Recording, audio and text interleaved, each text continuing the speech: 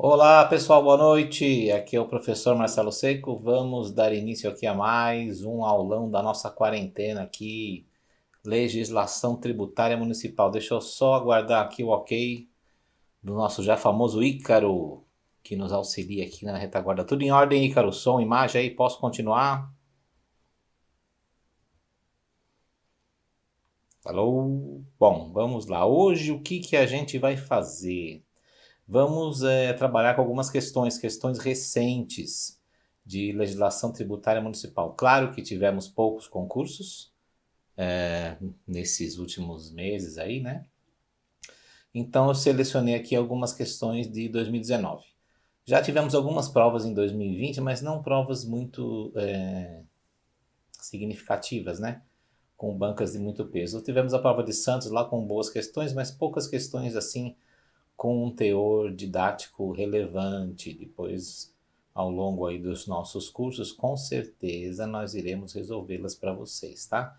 E inclusive nos artigos aí vocês vão vendo, eu vou colocando lá na página algumas questões para a gente ir acompanhando.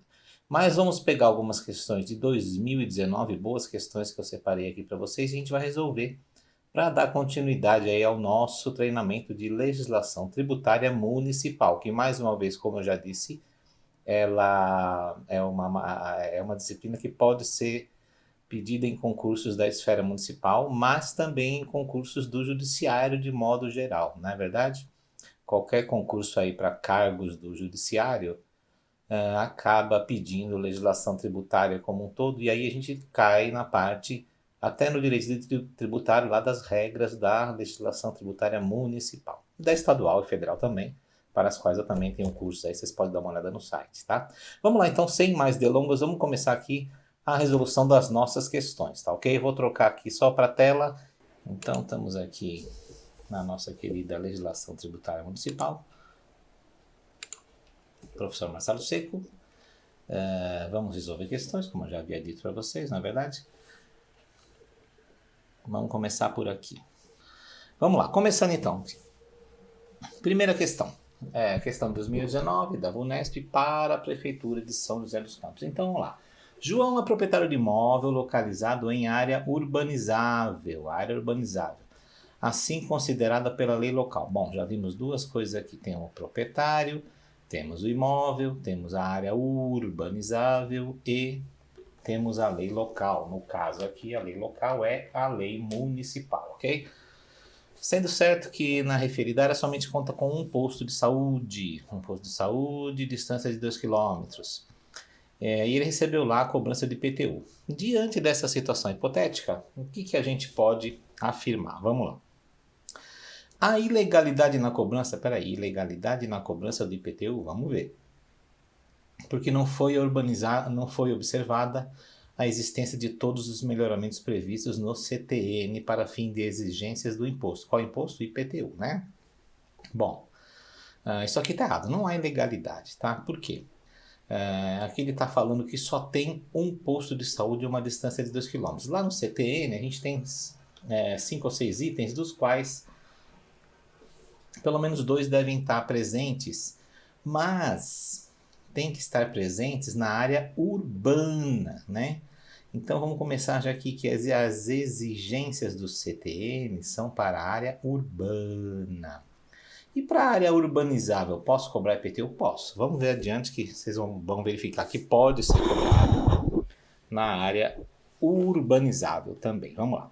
A inconstitucionalidade na cobrança porque estando imóvel na área urbanizável é sujeito ao ITR. Não, besteira, não há inconstitucionalidade. O ITR é para imóveis rurais e a área urbanizável também é considerada área urbana. Por que ela é considerada? Vamos ver lá, porque ela é considerada na lei local, na lei municipal, ok? A inconstitucionalidade porque o imóvel é imune à tributação em razão da sua localização. Besteira, não existe imunidade para imóveis em razão da sua localização. Sempre lembrando que as imunidades nada mais são do que não incidências qualificadas. Qualificadas pelo quê? Pelo fato de estarem na Constituição, ok? Letra D. A exigência é legítima porque, em razão da localização do imóvel, a incidência do posto não está condicionada à existência dos melhoramentos elencados no CTN. Ótimo. Esse elencado, nem gosto dessa palavra aqui, mas tudo bem. E qual é a razão da localização do imóvel? Onde é que ele estava? Ele estava na área urbana? Não, ele estava na área urbanizável, né? Posso cobrar IPTU na área urbanizável? Pode sim, já vamos ver. Essa aqui deve ser a nossa resposta. Vamos ver a letra E. A exigência legítima está de acordo com o CTN em razão da existência de posto de saúde uma distância máxima de 3 km. Besteira, não é nada disso aqui, tá? Vamos ver aqui, ó. Qual que é o fato gerador do IPTU? É a propriedade. Lembra que lá no começo eu falei? Tem um proprietário? Tem. Tem um bem imóvel? Tem. Então era o proprietário de um bem imóvel e recebeu o carnê de IPTU. Ou seja, estavam ali a prefeitura tentando arrecadar o IPTU. Bom, na zona urbana, ok. Ele está na zona urbana, professor? Não, está no urbanizado, mas não tem problema. Zona urbana é aquela definida em lei municipal, mais uma vez aqui aparece a lei municipal, tá? Não esqueçam disso. Quem define o que é zona urbana é a lei municipal, tá? Observado o requisito de existência de pelo menos 2, então eu tenho que pelo menos 2 dessa lista aqui. Que lista é essa aqui? Essa lista está lá no CTN, tá? No artigo 32, certo? Tem que ter meio-fio calçamento, com canalização, abastecimento de água, sistema de esgoto, rede de iluminação pública com posteriormente, escola primária a distância de 3 km. No mínimo 2 desses aqui. Contudo, tá? Olha lá. A lei pode considerar também como urbanas as áreas urbanizáveis e as de expansão urbana. O que é isso, professor? Não estou entendendo. É o seguinte, o CTN não fala em lei urbana? Fala. Depois temos lá também dizendo que a lei municipal pode falar, olha, eu tenho aqui uma área urbanizável e tenho uma área de expansão urbana definidas em lei e eu quero considerá-las como urbanas para quê? Para cobrar IPTU, certo? IPTU no lugar de quê? No lugar do ITR, tá? Não está na área urbana, mas é uma área definida como urbanizável ou de expansão urbana. Então pode ter um sítio lá no meio que em vez de ser tributado pelo ITR, vai ser tributado pelo IPTU? Pode, se tiver definido na lei municipal, tá? Então, loteamentos aprovados, etc, etc, mesmo que localizados fora das zonas definidas no parágrafo anterior. Que zonas são essas daqui? É a zona urbana, tá? Tá fora da zona urbana. A zona urbana é aquela que tem que ter 2 melhoramentos daqueles que nós citamos. Então, o imóvel não está na zona urbana, mas está numa que é considerada urbanizável ou expansão urbana. E aí, se ela for definida na lei municipal como urbanizável ou de expansão urbana, não é preciso, não é necessário, não é condição que se observem lá aqueles elementos do artigo 32. Então, para o caso de área urbanizável e de expansão urbana, o artigo 32 do CTN vai por água abaixo, ok? Por isso que a gente vai ficar com a resposta nossa ali, a letra D. A cobrança é legítima, tá? Porque é um imóvel na zona urbanizável. E isso tá onde aqui? Na súmula 626 do STJ que eu reproduzi aqui para vocês, ó.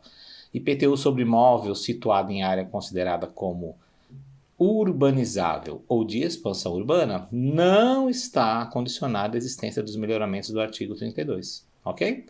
Não está. Então, pode-se cobrar IPTU. Muito bem?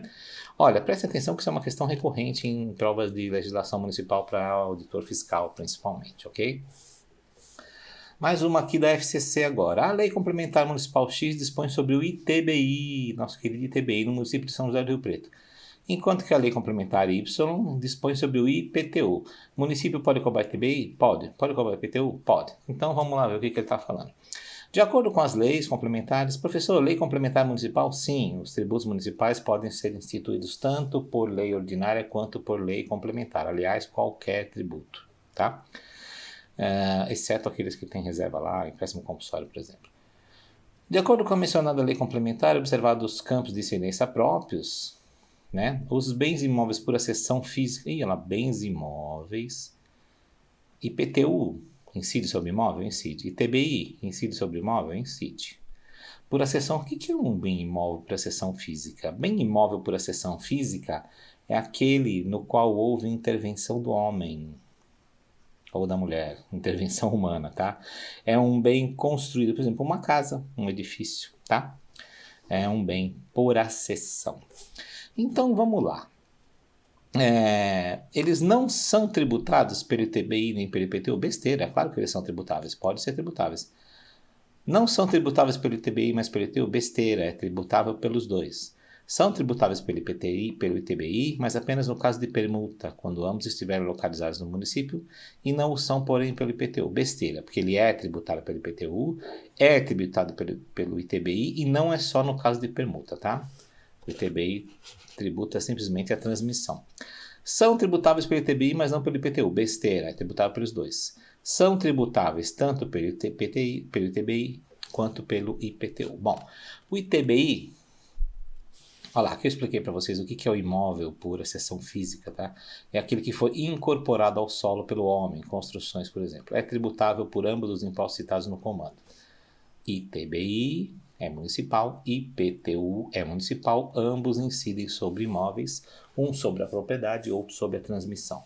Fato gerador do ITBI é o ato oneroso, então é transmissão onerosa, tem que envolver ônus, pagamento, dinheiro, a famosa torna, o troco, entendeu? A transmissão da propriedade ou do domínio útil de bens imóveis por natureza, um terreno, ou por acessão física, um edifício. Transmissão dos direitos reais sobre os imóveis, menos direitos de garantia. Sobre direitos de garantia, não incide. E a cessão dos direitos relativos à transmissão. O que é isso, professor? Então, vendi o imóvel, transmiti o direito de uso do imóvel, cedi o meu direito de uso do imóvel, ok? Tudo isso é tributado pelo ITBI. E o IPTU, o fato gerador lá, né, é a propriedade, o domínio útil ou a posse de bem imóvel por natureza ou acessão física localizados na zona urbana. Mas a gente viu também que tem aquelas duas lá, a zona urbanizável e a zona de expansão urbana. Essas duas aqui também incide IPTU. Não vamos nos esquecer, ok? Então aqui ficamos com a letra E. Mais uma aqui, número 3. De acordo com a Lei Complementar Municipal, que dispõe sobre o ISS, esse imposto incide sobre prestações não onerosas de serviços de comunicação por qualquer meio. Não. Prestações não onerosas, primeiro é o seguinte, serviços de comunicação é campo do ICMS, tá? Esquece o ISS nesse caso, tá? Fatos geradores relacionados a serviços de prestação de serviços de comunicação não são tributados pelo ISS. A montagem e instalação de aparelho de ar-condicionado vendido pela própria empresa que vai fazer essa montagem. Bom, montagem e instalação é serviço tributável pelo ISS? Sim, mas a montagem foi feita pela própria empresa, tá? A mesma empresa que vendeu vai fazer a montagem. Aqui, a mesma empresa, ó, vendeu e vai montar.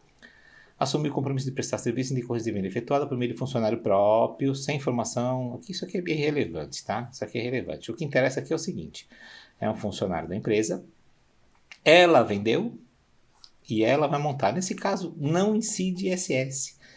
Esse é um caso de exceção no qual incide ICMS sobre todo o valor, tá? Então fica afastada, nesse caso, a incidência do ISS. Professor, e se a empresa que vendeu contratasse uma outra empresa a fazer a montagem? Aí sim incidiria ISS sobre a montagem, tá? Se vocês forem lá na lista, o ISS está na lista de serviço. A montagem de aparelhos, equipamentos, etc., está como item lá tributável pelo ISS. Mas no caso de ser feita a montagem pela mesma empresa que vendeu, não incide. O valor todo vai ser incluído lá e tributado pelo ICMS. Serviços prestados mediante utilização de bens e trespasse de serviço público. Tá. Explorados economicamente. Isso aqui é concessão, tá? Autorização ou qualquer outra forma de cessão. Concessão, autorização, permissão e que importa em pagamento de tarifa. Vou dar um exemplo fácil aqui. Ó, pedágio, tá? Serviços de Qualquer outro serviço concedido. Pegar um exemplo aqui, por exemplo, telefonia. Não, telefonia incide ICMS, serviço de telecomunicação é ICMS, tá? Aqui então aparentemente está tudo certo, por enquanto ficamos aqui na sua resposta. Então, serviço por meio de utilização de bens públicos, tá? Explorados economicamente com cobrança de tarifa preço ou pedágio por parte do usuário final de serviços, tá? Fornecimento de alimentação e bebidas em bares, restaurantes e estabelecimentos similares. Não. Quando você vai ao restaurante, entende-se que você está recebendo um serviço, né? O restaurante, de certa forma, presta um serviço, mas isso não é tributado pelo ISS, isso está no campo do ICMS, tá? Transporte com veículo próprio da empresa de bens provenientes do seu estabelecimento matriz, com destino ao seu estabelecimento filial, ambos no município. Bom, transporte dentro do município, transporte intramunicipal, é objeto de tributação pelo ISS? Sim, está no campo do ISS. Se ele for intermunicipal ou interestadual, né? Aí a gente está no campo do ICMS. No caso aqui, estaríamos no campo do ISS. Não estamos por quê? Porque é a própria empresa que está fazendo a entrega, tá? Os bens estão indo da matriz para o estabelecimento filial. Professor, está só transferindo bens, isso. Mas é tributado isso? Claro que é tributado. E se tivesse sido feito por uma outra empresa? Aí sim. Incide ICMS aqui? Não incide. Veja bem, o transporte, quando é feito pela própria empresa, não está sujeito nem ao ICMS, nem ao ISS, tá bom? Então, se fosse um transporte interestadual com o veículo da própria empresa, também não estaria sujeito ao ICMS. Então, aqui a gente vai ficar mesmo com a letra C. Bom, aqui é tudo que eu expliquei para vocês, tá? Comunicação é ICMS, montagem pela própria empresa é ICMS, tá? Se for feita pelo vendedor com funcionário dessa empresa, não falamos em ISS, tudo bem? Se for feita por terceiros, aí incide ICMS sobre a venda, tá? E ISS sobre a montagem, ok? É tudo aquilo que eu já expliquei para vocês. A letra C está correta, a letra D está errada porque é caso de ICMS, e a letra E está errada porque não há incidência quando é feito em veículo próprio, certo? Mais uma aqui, número 4. A respeito do imposto sobre serviços de qualquer natureza, o ISS, gente, às vezes vocês vão ver ele aparecer como ISSQN, tá?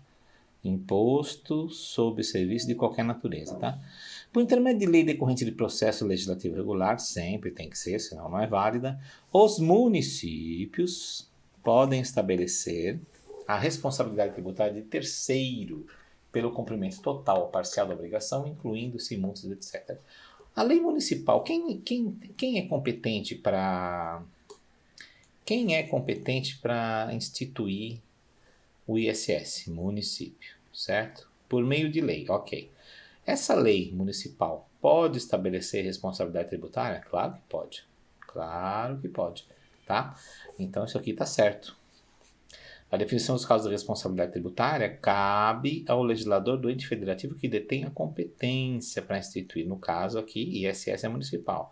E também temos que ver que lá na 11603 há casos de responsabilidade já definidos, que sempre acabam sendo replicados nas leis municipais. Então, número 4 aqui, gabarito C.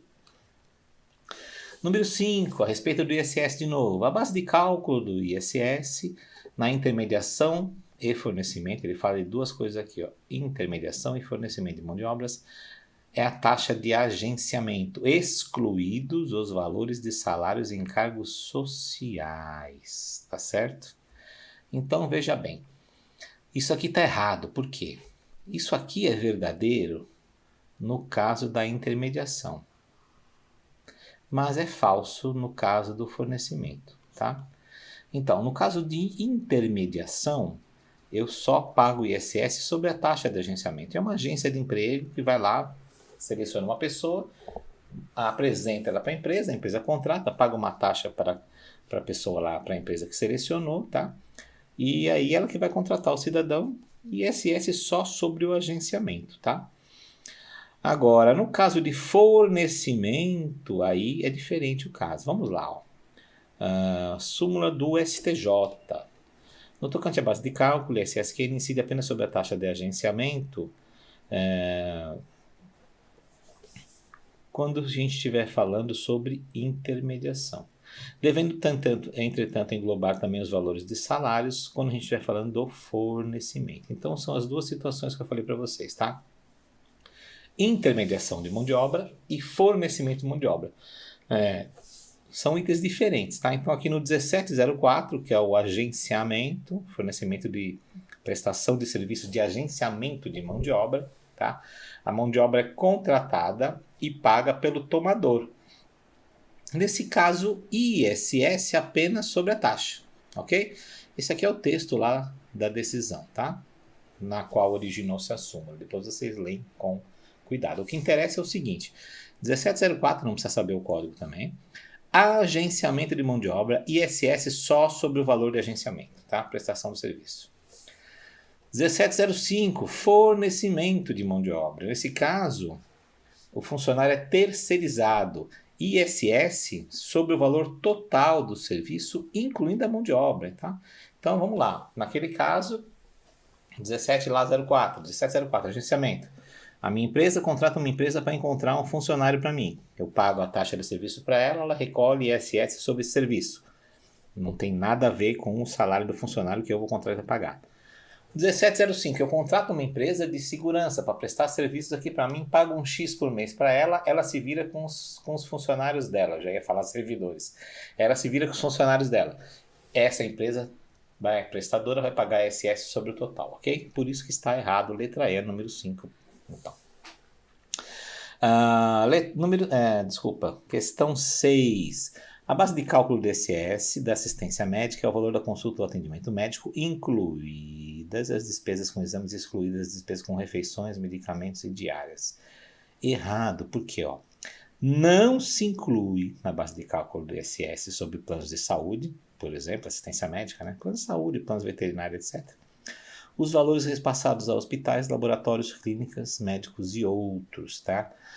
No final das contas, o plano pagará ISS apenas sobre o valor que sobra após o pagamento de despesas médicas. Então, vamos supor, a arrecadação total do plano de saúde, 1.000. Tá? A empresa de plano de saúde esse mês arrecadou 1.000. Pagou 400 para hospitais, pagou 200 para médicos, pagou 200 para laboratórios. Sobrou quanto? 200. Sobre esses 200 incide o ISS, ok? Vai tirar a despesa administrativa? Não. Esquece despesa administrativa, financeira, operacional, não. Você tira só hospitais, médicos e laboratórios, ok?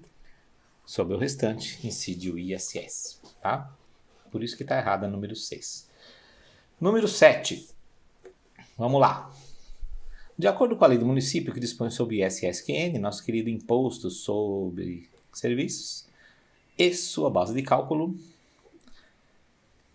não se inclui na base de cálculo do ISS o valor referente às subempreitadas já tributadas pelo imposto. Opa, isso aqui aparentemente está ok. Vamos já deixar ela marcada aqui quase como certo. O que ele está dizendo aqui? Eu tenho uma empresa de construção, tá certo? Então vamos lá. Alguém me contratou para construir um prédio, vai pagar 5.000. Ok? Beleza. Aí eu vou lá e falo, poxa, mas essa parte aqui da estrutura, eu não sou especialista, eu vou contratar um empreiteiro. O empreiteiro vai fazer estrutura para mim? 1.000. E ele está prestando um serviço para mim, não está? Ok. Eu vou pagar, isso aqui é uma subempreitada, ele não está prestando serviço? Ele é uma empresa? Ele vai pagar ISS sobre esses 1.000. Ok? Eu vou pagar ISS sobre 5.000? Não, eu vou pagar só sobre 4.000. Por quê? Porque 1.000 já foram tributados lá no empreiteiro. E se ele, por exemplo, contratar uma subempreitada, vai pagar 200 para o cara que vai fazer ali a parte de projeto. Ele vai recolher ISS sobre 800 e esse cara vai recolher sobre 200. No final, 4.800, 5 é o valor total tributado pelo ISS. Então, é isso que ele está dizendo aqui. Subempreitadas já tributadas não são incluídas na base de cálculo. Mas como é que vai provar? Bom, Esse cara aqui vai fazer suas declarações, vai aguardar sua documentação, vai guardar a documentação e aguardar a homologação tácita ou expressa do fisco municipal, ok? Então é isso, vamos lá. Vamos ver onde é que estão os erros aqui. A base de cálculo do imposto nas exportações de serviços é o preço do serviço. Olha só. Exportação de serviço é imune. Tá? Não incide. Se não incide, não há que se falar em base de cálculo. Admite-se arbitramento da base de cálculo do imposto? Admite-se que sim, quase sempre. Nas situações tipificadas na legislação municipal, mesmo que disso resulte em qualquer caso, carga tributária menor do que a decorrente da alíquota mínima estabelecida na lei complementar que rege a matéria. Qual é a lei complementar que rege a matéria? 116.03, como a gente já conversou sobre esse assunto de alíquota mínima na nossa videoaula anterior. Então, olha só, até aqui tá tudo certo. Daqui para cá tá horrível. Então, admite-se o arbitramento da base de cálculo do imposto nas situações tipificadas da legislação municipal, ponto. Isso aqui está ok, isso aqui está errado. É vedada a estimativa da base de cálculo? Errado. A estimativa é feita, é uma forma de cobrança, uma forma de definição de base de cálculo. Atualmente, são raríssimos os casos em que os municípios trabalham e os estados também, enfim, todo mundo por estimativa, tá? O imposto de renda e RPJ ainda tem, por estimativa. Aqui, isso foi abandonado por conta do... essa estimativa, por exemplo, desculpa, eu falei do imposto de renda da pessoa jurídica, é lucro presumido, não é estimativa. O que é estimativa? Você fala, esse cara aí tá pagando o ISS de 10, mas eu acho que pelo que eu tô vendo aqui do movimento dele, as despesas dele e tal, ele fatura 5 mil, vai ter que pagar 250 por mês. E você lança lá 250 e ele vai pagando, ou ele prova que não é aquilo, ou que é mais, ou você mostra, ou você mostra que é mais, ou ele prova que é menos, ou que então fica por isso mesmo, tá? A estimativa sempre está sujeita à revisão e a provas contrárias. Isso caiu um pouco em desuso porque quase todos os municípios estão agora no sistema da nota fiscal eletrônica, tudo controle eletrônico, então é difícil você precisar de estimativa, mas existe e está previsto em todas as legislações municipais. Mas então não é vedada, é permitida sempre. Não se inclui na base de cálculo do ISS o valor dos materiais fornecidos pelo prestador de serviço de engenharia, arquitetura, geologia e congêneres. Não se inclui na base de cálculo, ou inclui sim, tá? Esse é um caso, esses serviços aqui, ó, engenharia, arquitetura, geologia e congêneres, é um caso em que os materiais são inclusos, os materiais eventualmente utilizados são inclusos na base de cálculo, tá? Temos lá as famosas ressalvas, tá? Da 116.03. Somente nas ressalvas é que o valor dos materiais é excluído, tá certo? Exclui o material. Por exemplo, uma ressalva, obras, né? Se você está na prestação de serviço de obra e traz um material de fora do canteiro de obras para ser utilizado na obra, esse material não é incluído na base de cálculo do ISS. Por quê? Porque ele é tributado pelo ICMS, tá? Bom, depois aqui eu vou explicar tudo que eu já falei, né? Então é isso, ó. Aqui na letra A está certa mesmo, porque eu não incluo os valores dos materiais e as subempreitadas eu também retiro. A letra B está errada, porque não incide na exportação. A letra C está errada, porque a carga não pode ser inferior à alíquota mínima. A letra D está errada, porque permite-se estimativa.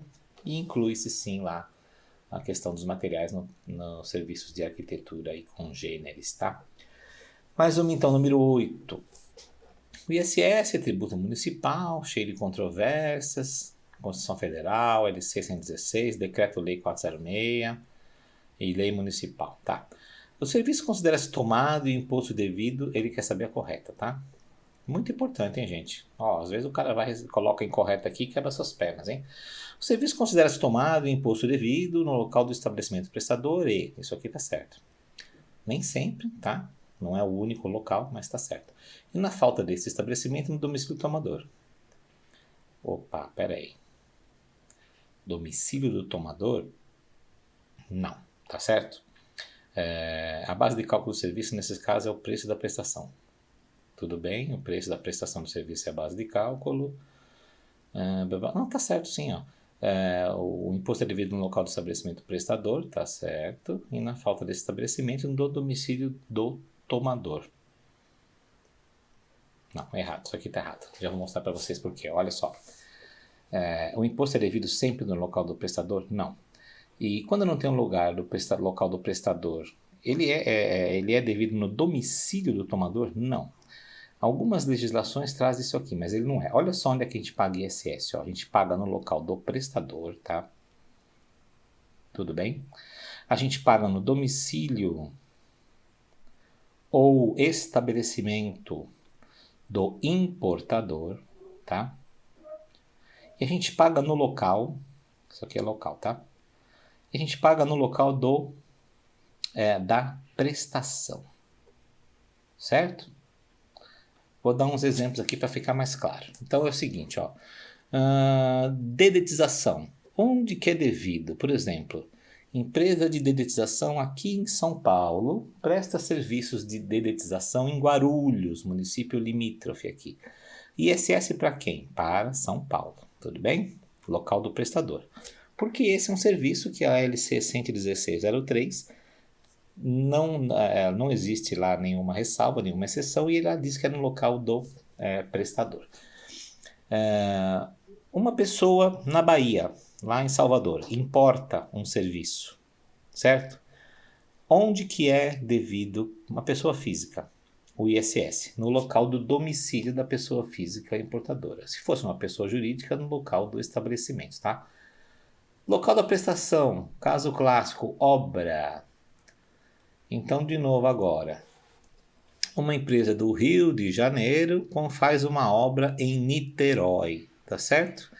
Onde que é devido o ISS? Devido para Niterói. Vejam que aqui, no caso da dedetização, era local do prestador. No caso da obra, é local da prestação. E assim como a obra, há uma lista grande de locais nos quais ele é devido no local da prestação.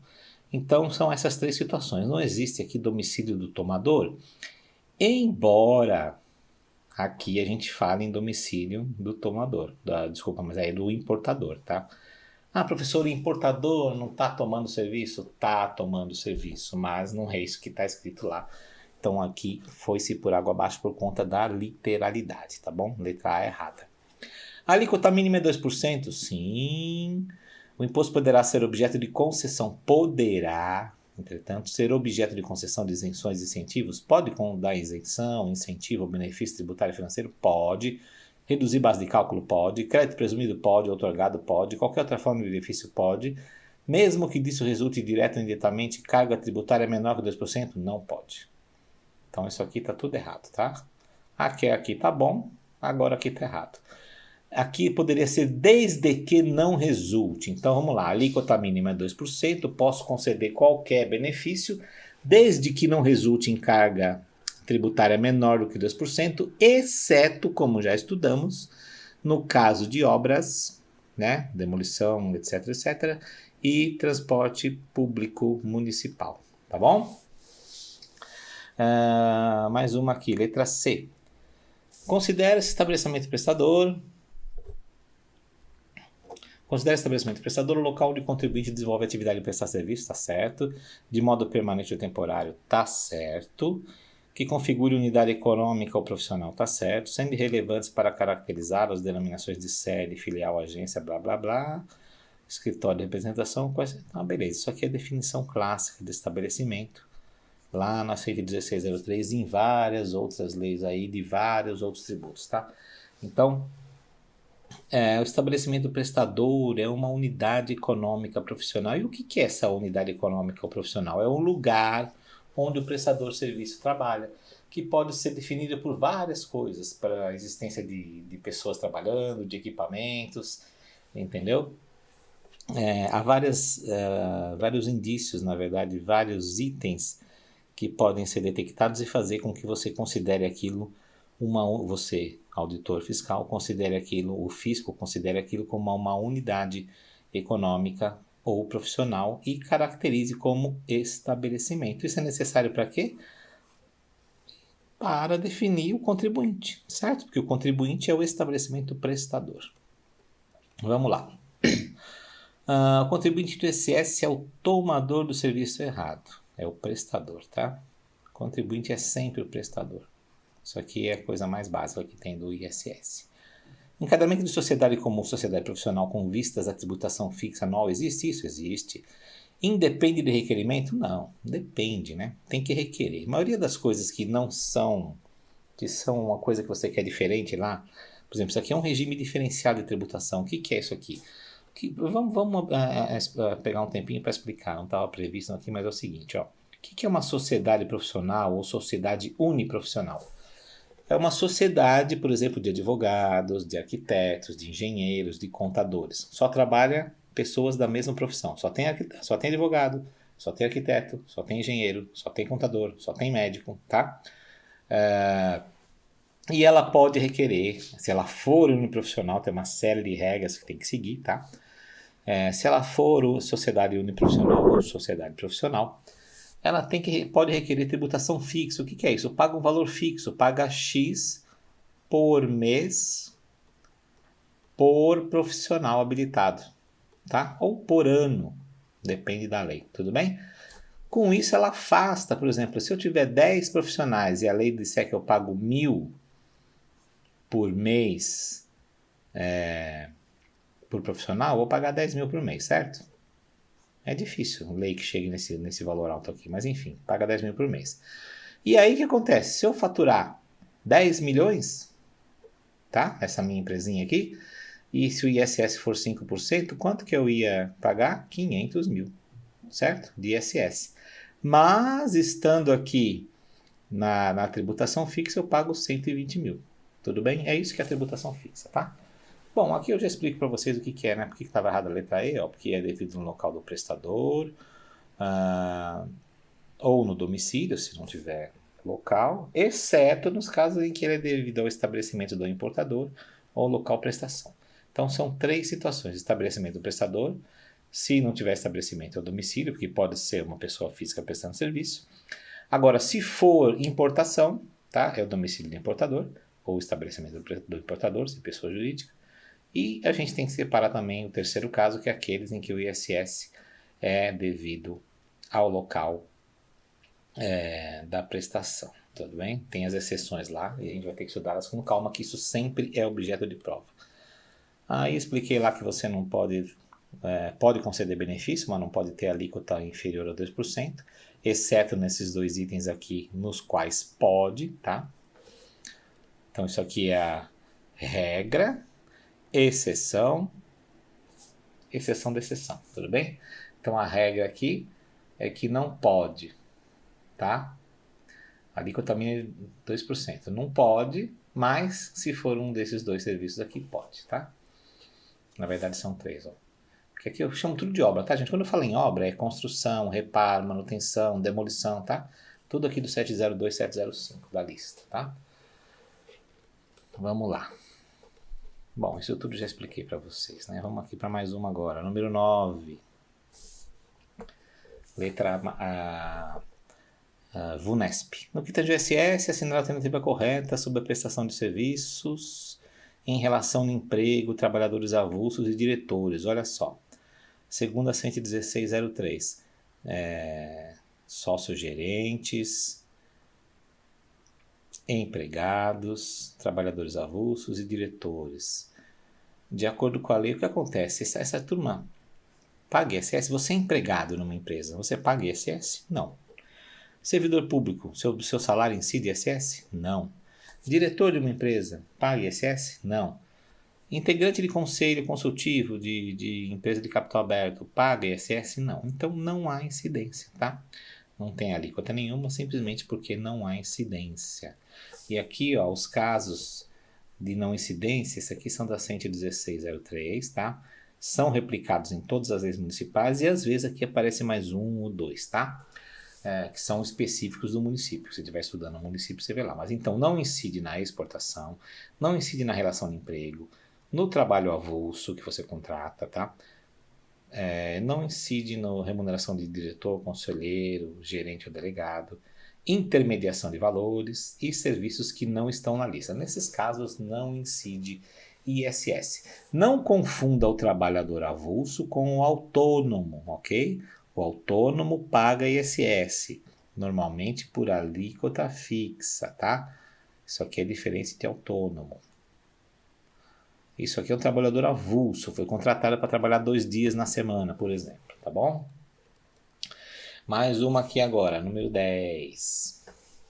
A lei municipal fala sobre IPTU, zona urbana, fala que a incidência do IPTU é a propriedade, domínio útil, a posse de imóvel, tá certo? Localizada na zona urbana do município.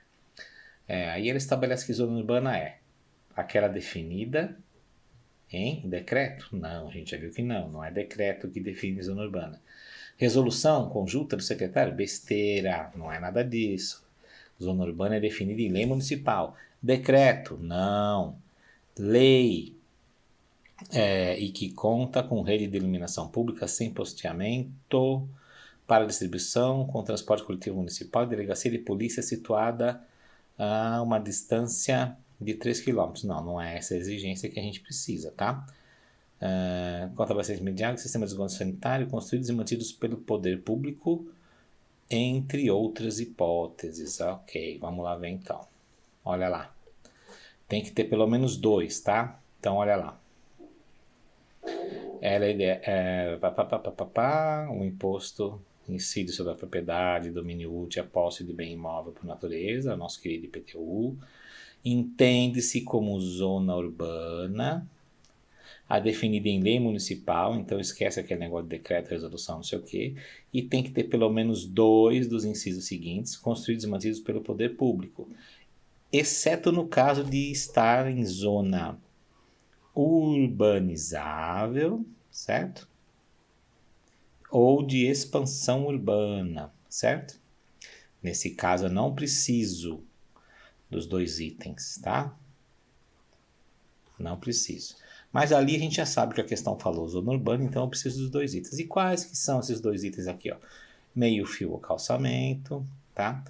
Abastecimento de água, sistema de esgoto, rede de iluminação pública com ou sem posteamento, escola primária ou posto de saúde. Veja que aqui não tem nada de posto policial, tá? Eles colocam isso aí para confundir vocês. São 2, não são 3 itens e são 3 quilômetros, tá?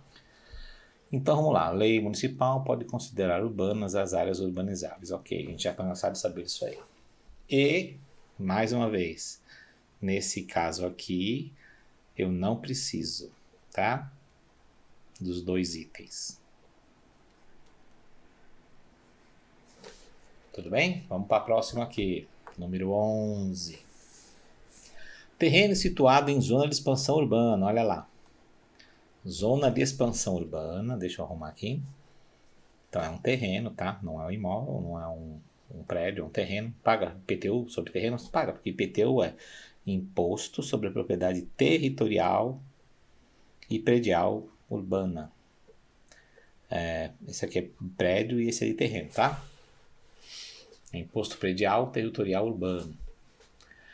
Está numa zona de expansão urbana, ok. Definida na lei municipal, ok. Pode incidir, IPTU? Pode. Foi alugado para fulano de tal. Recebeu o lançamento do imposto relativo ao terreno em nome do seu proprietário. Fulano de tal é o locatário, o inquilino. Ingressou com ação judicial. Olha só, vem cá. Fulano de tal, quem que é o fulano de tal? Alugado para, é o locatário. Entrou com uma ação para discutir a relação relativa à cobrança de IPTU. Olha só. Tem uma súmula aí que diz que o locatário, o inquilino, não pode ingressar com a ação. Então aqui já tem coisa errada, tá? Considerando que o terreno está em situação que, embora seja de expansão urbana, não possui melhoramento, bom, expansão urbana precisa possuir melhoramento? Não precisa. Então aqui está tudo ok. Em razão da ausência requerida da zona de localização de imóvel, a legislação prevê alíquota de inferior a 50%. Ele pode prever? Pode. A legislação municipal pode dar o desconto que ele quiser, né? Tá? Redução de alíquota, não tem problema. Pode ter alíquota do IPTU diferenciada pela localização? Pode. Diferenciada pelo uso e pela localização. Considerando jurisprudência, olha que interessante. Quando fala jurisprudência, você esquece a legislação municipal e vai para a jurisprudência, tá? e a legislação nacional, é correto afirmar que... Então, vamos lá. O IPTU não poderá ter alíquotas diferentes de acordo com a localização, mas apenas de acordo com o uso, podendo esse argumento ser levantado pelo locatário em sua ação como forma de validar a cobrança. Isso aqui...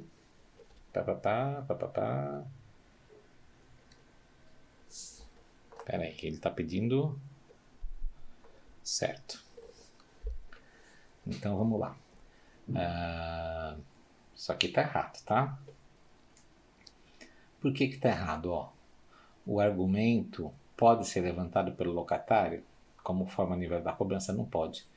Locatário, inquilino, tá? Locatário é inquilino. O locador é o dono, tá? Não vamos confundir. Não pode, tá?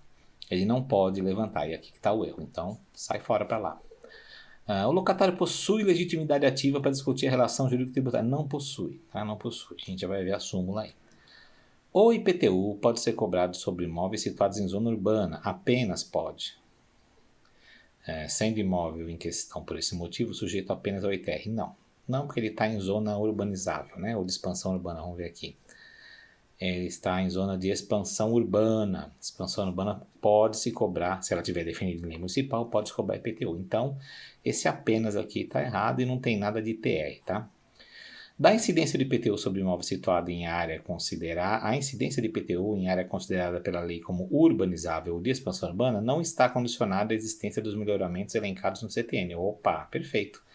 A gente já falou várias vezes isso aqui hoje, tá? Então, quando eu estiver falando de imóvel situado na área urbanizável ou de expansão urbana, não estou falando da zona urbana, tá? Nesse caso, eu não preciso lá dos dois itens do CTN, tá bom? Letra E, cabe à legislação federal complementar estabelecer o sujeito passivo. A legislação federal vai estabelecer o sujeito passivo de IPTU? Não. De quem é a competência para cobrar IPTU? É do município. E quem que estabelece o sujeito passivo, contribuinte ou responsável? É o município, tá? Locatário poderá figurar como sujeito passivo? Não. Olha só.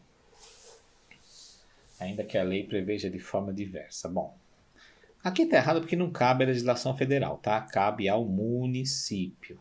E também tem um outro entendimento jurisprudencial que diz o seguinte: o locatário ou inquilino não pode ser colocado como contribuinte.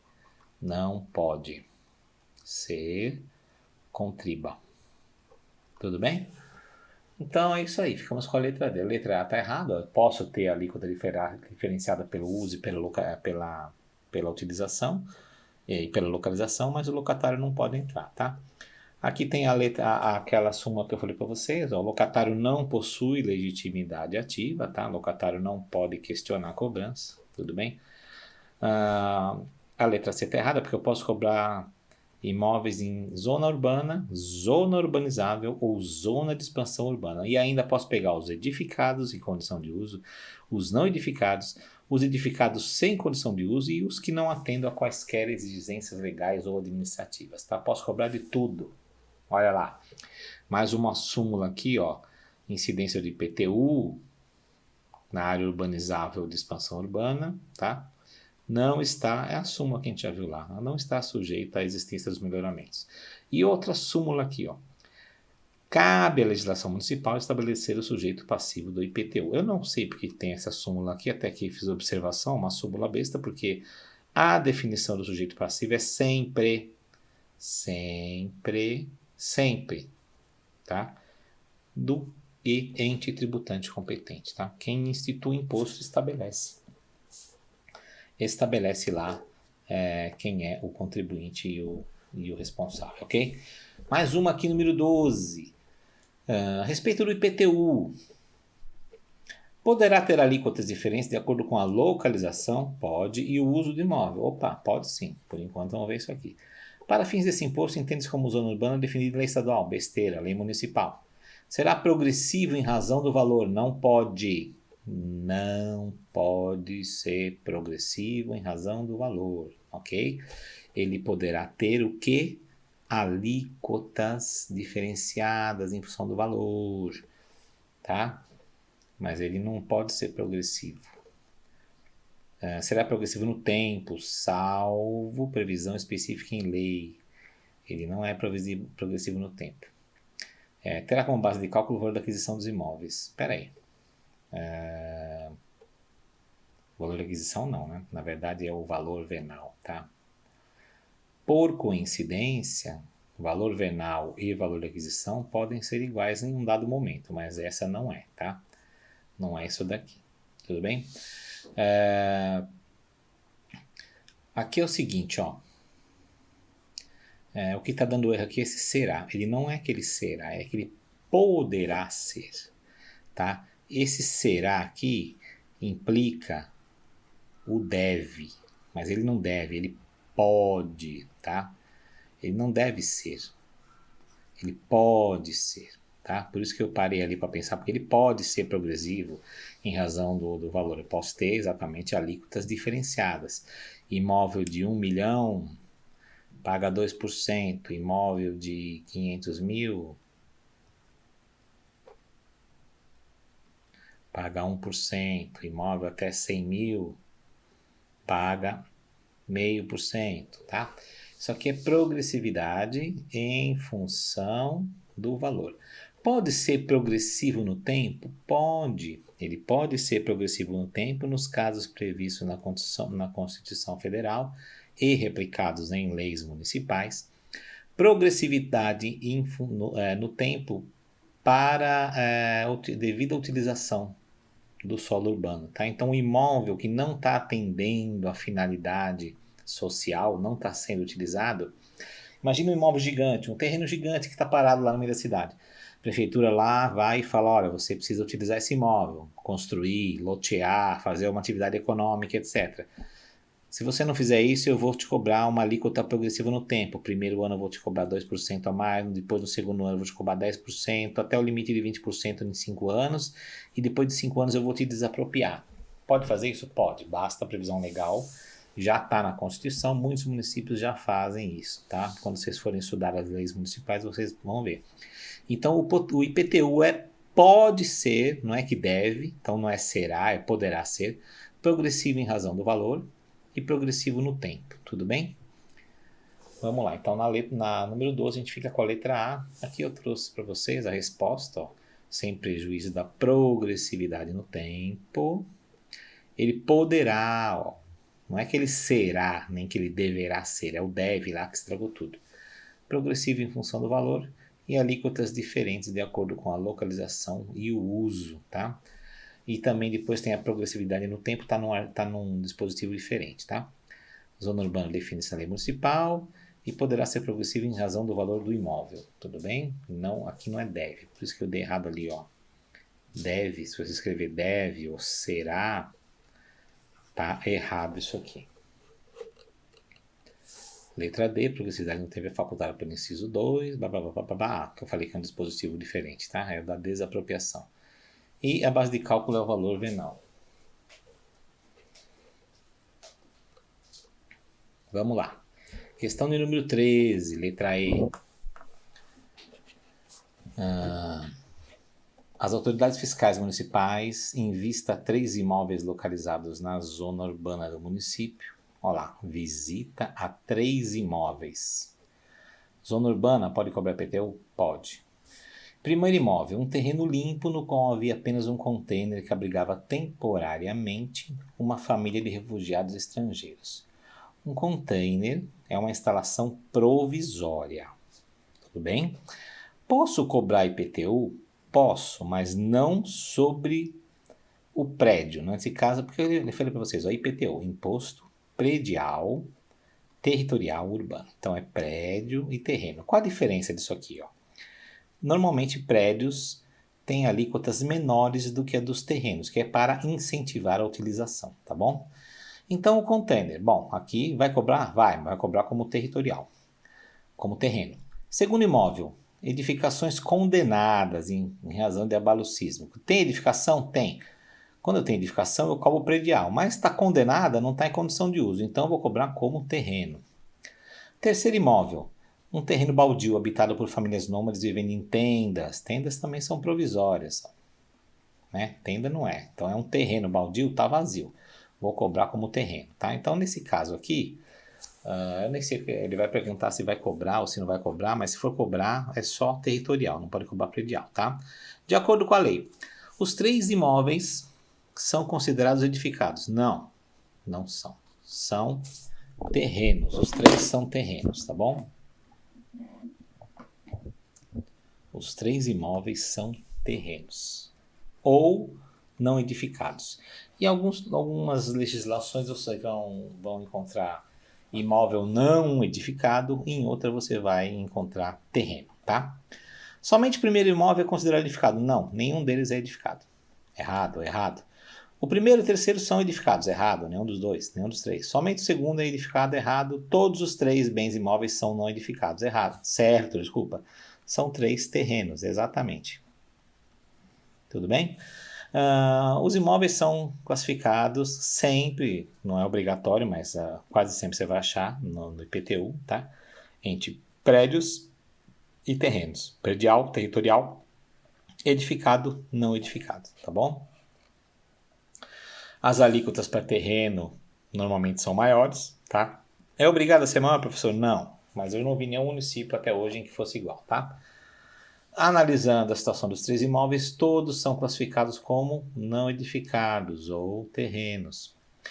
O que eu classifico como não edificado? O terreno, sem nenhuma construção, a construção condenada, em ruínas, em demolição, e as estruturas temporárias e outras coisas que não sejam edificações próprias para habitação permanente, tá? Ah, mas é uma casinha bonita temporária, vai ficar dois meses lá e depois vai tirar. Não, se não é permanente, não é considerada prédio, tá? Mais uma aqui, número 14, sobre ITBI agora. ITBI é o imposto sobre a transmissão intervivos, tem que ser entre pessoas vivas, tá? De bens imóveis e de direitos reais sobre os bens imóveis, exceto o direito de garantia no município, tá? E tem que ser também, tá faltando aqui uma coisa muito, muito boa, muito importante, que sempre tem que ser transmissão onerosa, sempre, tá?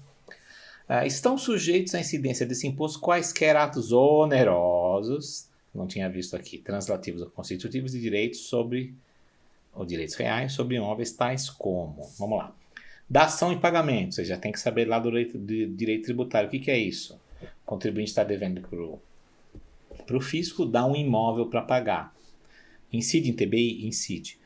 Direito de uso, transmitiu, incide TBI? Incide. Direito de usufruto, enfiteuse, também é um direito.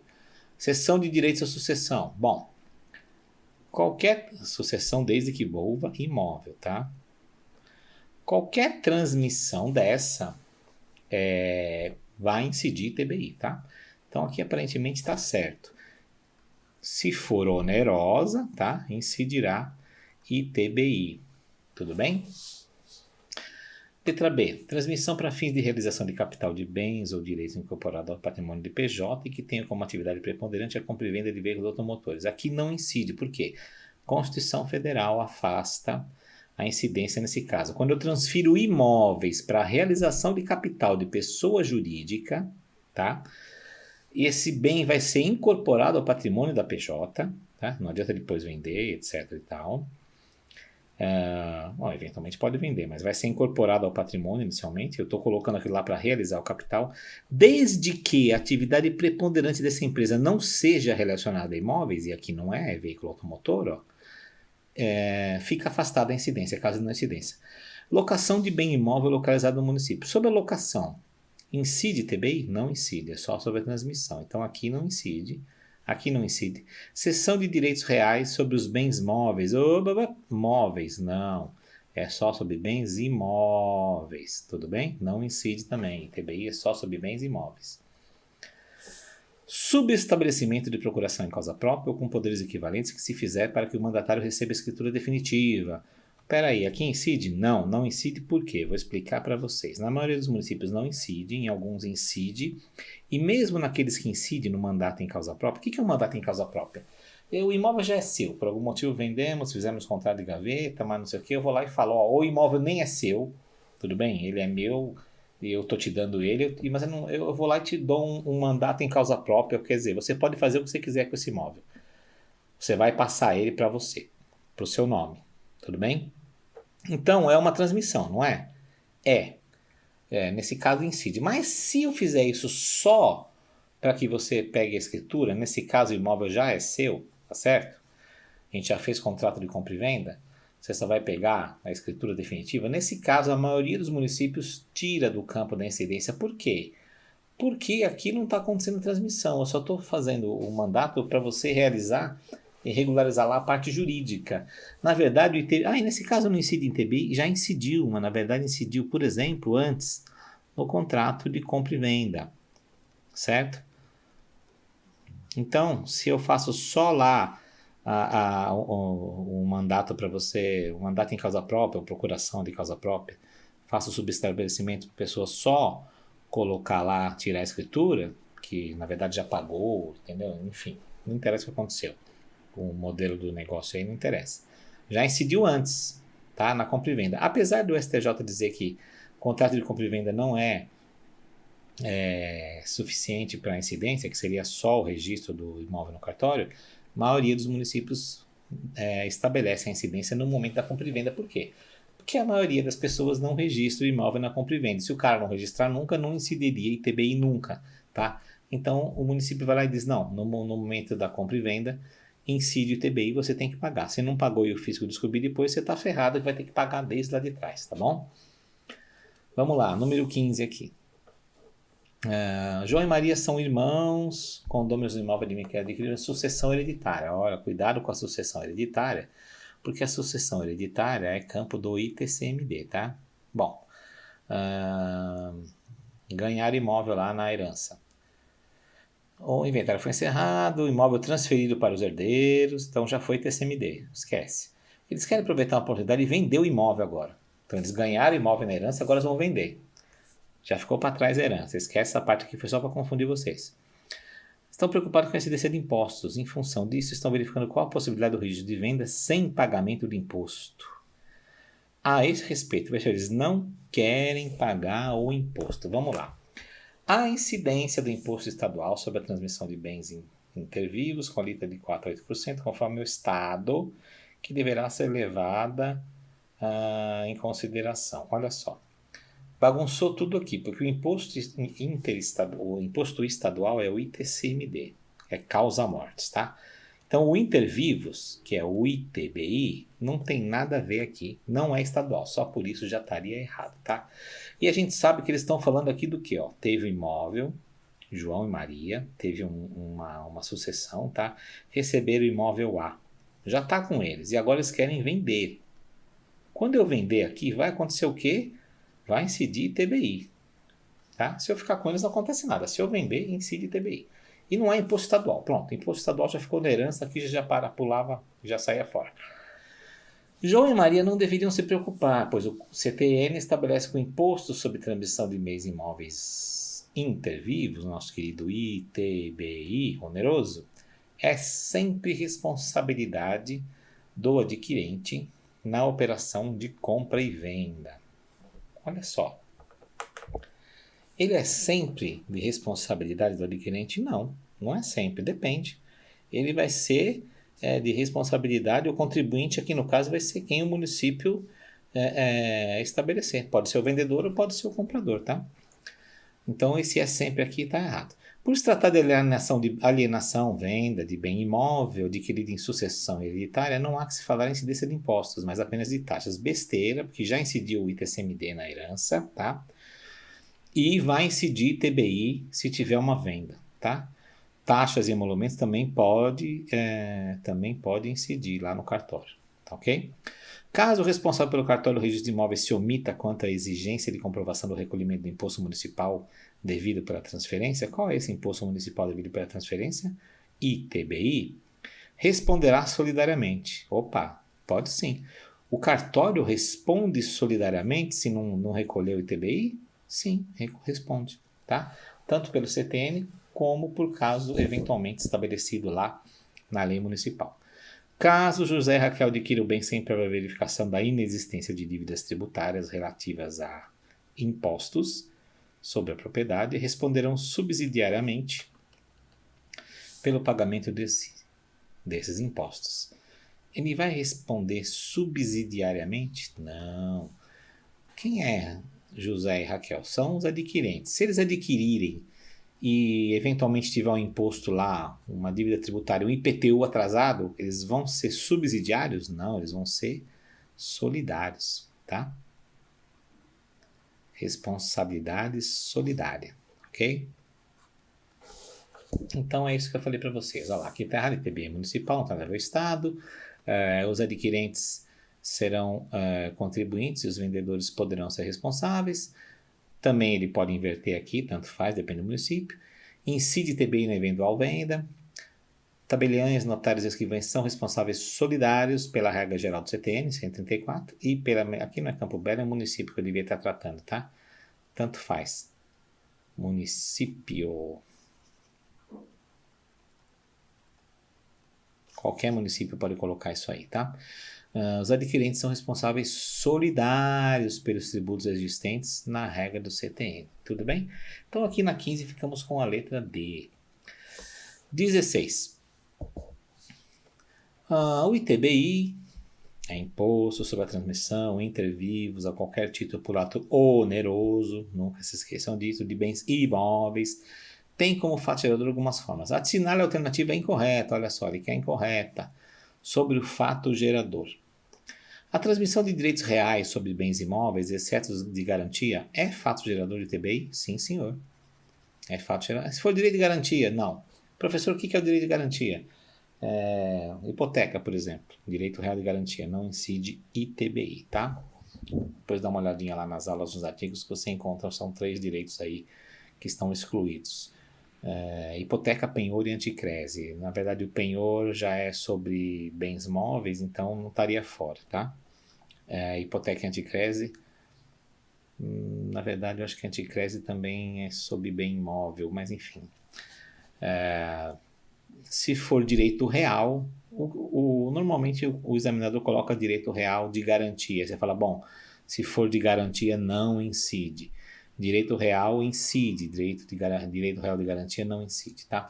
Transmissão de bens imóveis inventariados. Ué, o que tem a ver aqui a questão de ser inventariado? É o seguinte, no caso de inventário, a gente está falando do ITCMD, tá? Não incide ITBI. Isso aqui é causa-mortes, tá? São os bens do decujus. Cessão de direitos de aquisição relativos às transmissões de imóveis sobre os quais incide o intervivos. Então, vamos lá. Eu estou transmitindo um imóvel, eu tenho um direito sobre esse imóvel e vou ceder esse direito de forma onerosa. Incide? Incide, tá? Então, aqui ok, essa aqui está errada. Então, vai ser a nossa resposta por enquanto. Transmissão de bens imóveis por natureza ou por acessão física. Ok também, tudo bem? Então aqui, incide. Aqui não incide por quê?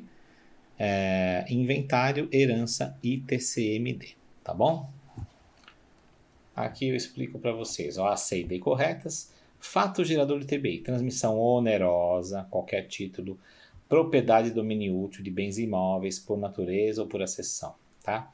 Transmissão onerosa de direitos reais sobre os bens imóveis, exceto os de garantia, tá? Cessão de direitos relativos às transmissões enunciadas nos incisos anteriores, ok? Então, eu tenho o direito de fazer uma transmissão, tenho um direito real de uso, vou ceder esse direito. O que é uma cessão sobre direito de transmissão? Por exemplo, você comprou um imóvel, você tem um contrato de compra e venda. Não registrou ainda, mas você vai ceder os direitos dessa compra e venda. Então, você entra aqui, ó, tá? Na seção de direitos relativos à transmissão. Tudo bem? Mais uma aqui. João conheceu Joaquim em um cruzeiro que fizeram pelo Rio Amazonas. Em razão da amizade que tiveram, João, que mora lá no Amazonas, vendeu para Joaquina, que mora lá no Pará, um apartamento que está em Manaus. E agora? Dando ensejo com isso a incidência de TBI. Então, ele mora em Taquatiara.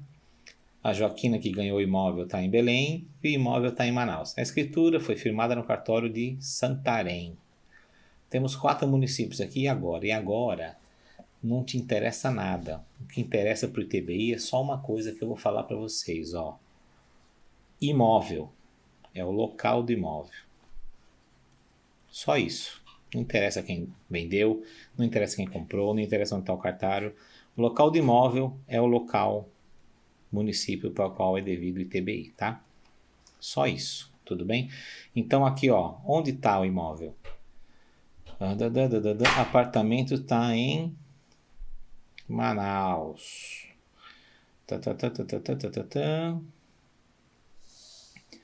Domicílio da Taquatiara, apartamento localizado no município de Manaus. Então não é Itacoatiara, não é Belém, não é Santarém, não é Itacoatiara, é Manaus. Pronto, regra básica aqui, ó. Não interessa onde ocorra o negócio ou estejam as partes. O ITBI é devido ao município no qual estiver o imóvel.